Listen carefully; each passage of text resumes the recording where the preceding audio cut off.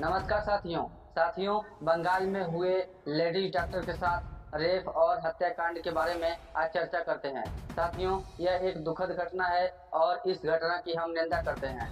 साथ में निंदा हम उन पार्टियों की करते हैं जो इस घटना पर भी अपनी राजनीतिक रोटी सेकने के लिए वहां पर प्रोटेस्ट कर रहे हैं और न जाने ऐसे कितने बेटियों के रेप केस और बलात्कार के संबंध में कई पार्टियां यहाँ पे फायदा उठाने की कोशिश करती हैं। साथियों, इन पार्टियों के इस प्रकार के कार्य की भी हम निंदा करते हैं।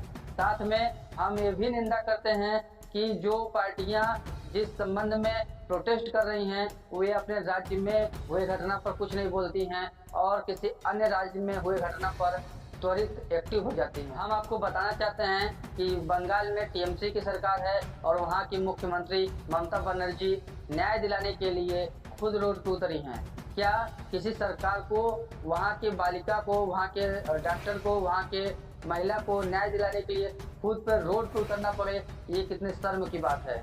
क्योंकि शर्म इसलिए कह रहा हूँ क्योंकि जब आप सुप्रीमो हैं अपने राज्य की, तो तब आपके रहते हुए कोई घटना घटता है और उस घटना को न्याय दिलाने के लिए आपको रोड पे आना पड़ता है। क्या आपके हाथ में वहाँ का कानून व्यवस्था नहीं है? क्या आपके हाथ में वहाँ के पुलिस प्रशासन नहीं है? क्या आपके हाथ में वहाँ के अधिकारी नहीं है? साथ में बीजेपी की कुछ महिला नेता वहाँ पर रोड पर प्रदर्शन कर रही हैं और वहाँ की सरकार भी प्रदर्शन कर रही है। हम ये कहना चाहते हैं कि प्रदर्शन हम तब करते हैं जब हमारी कोई बात नहीं सुनता है, लेकिन वहाँ की सरकार ही प्रदर्शन कर रही है। इसका मतलब ये है सरकार के हाथ में ना वहाँ की कानून व्यवस्था है, ना वहाँ का लॉ एंड ऑर्डर मेंटेन है। साथ में बीजेपी के कुछ महिला नेता वहाँ पर पहुँचे हैं और प्रोटेस्ट कर रही हैं। हम उनको ये याद दिला दें कि आप बंगाल में प्रोटेस्ट कर रही हैं, एक मुजफ्फरपुर में भी घटना घटी है, बच्ची के साथ में अगवा करके घर से उसे रेप किया गया है। क्या बिहार में आपके सहयोगी पार्टी की सरकार है, आप वहाँ पे धरना देने जाएंगे? हम ये मानते हैं कि वहाँ पे भी आपको धरना देना चाहिए ताकि उस बच्ची को भी न्याय मिले। कुछ घटनाएं उत्तराखंड की भी सुनने को मिल रही है, क्या आप सब वहाँ पे भी धरना देने जाएंगे? हमें वहाँ पे भी धरना देने जाना चाहिए ताकि उस बच्ची को न्याय मिले। और सबसे बड़ी ये बात है कि किसी को न्याय दिलाने के लिए हम सभी को बार बार धरना देना पड़े, क्या यही भारत में विकल्प बचा है? क्या हमारे अधिकारी कर्मचारी, क्या हमारा कानून इतना लचर हो चुका है कि हम किसी बेटी को न्याय दिलाने के लिए धरना प्रदर्शन करें तभी कोई चीज सुना जाएगा?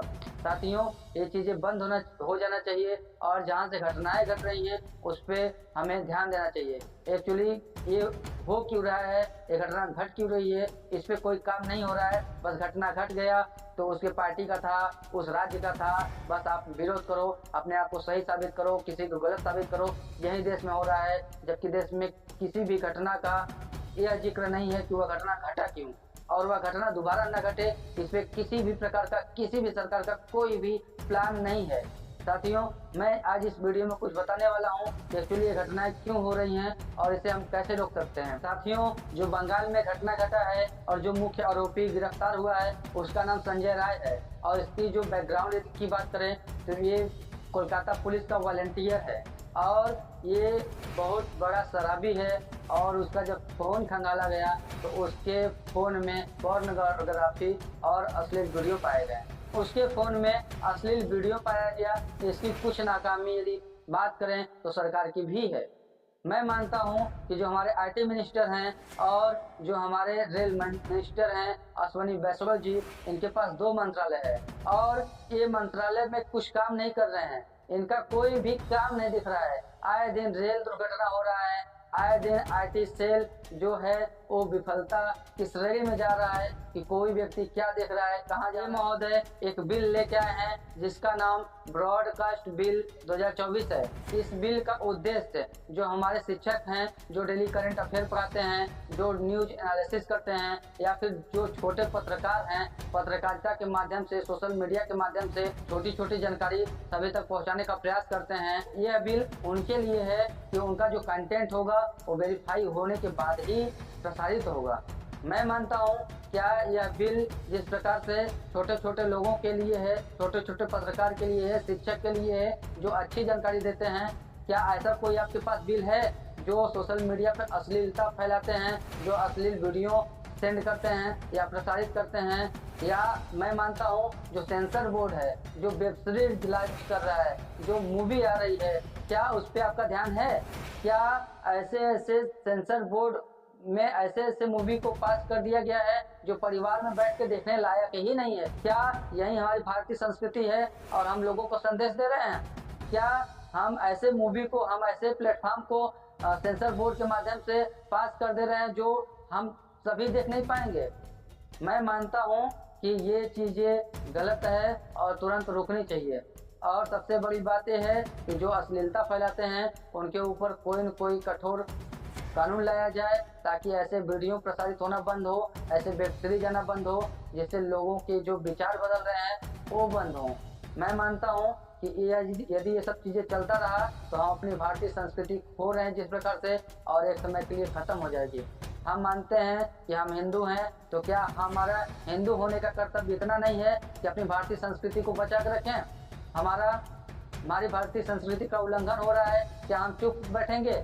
साथियों, वास्तविक रूप में आप भारतीय संस्कृति को बचाना चाहते हैं तो अश्लीलता की ओर से हटना पड़ेगा। अश्लीलता की तरफ से हम लोगों को ध्यान हटाना पड़ेगा, और अश्लीलता जो फैला रहे हैं उसके ऊपर सरकार को कार्रवाई करनी ही होगी।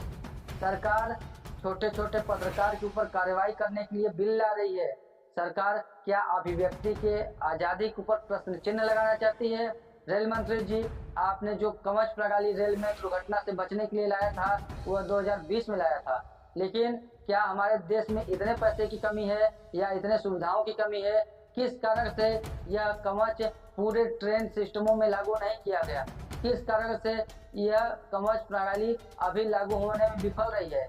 क्या अभी हमारी सरकार इसमें कब तक काम कर पाएगी? यदि कवच प्रणाली होती तो कई ऐसी दुर्घटनाएं रुक सकती थी।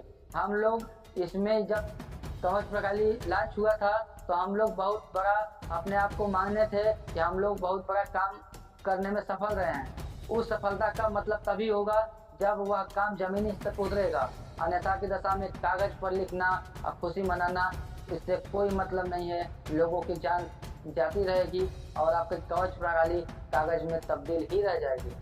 साथियों, मैं रेल मंत्री जी से फिर कहना चाहता हूं कि रेल दुर्घटना से जो लोगों की जान जा रही है और आईटी सेल के कमज़ोर होने से जो लोग अश्लीलता की तरफ बढ़ रहे हैं, इन दोनों पे आपको ध्यान देना पड़ेगा, तभी इस देश का विकास संभव है। बाकी वीडियो आप सभी को कैसा लगा बताइएगा कमेंट सेक्शन में। मिलते हैं अगले वीडियो में, तब तक के लिए नमस्कार।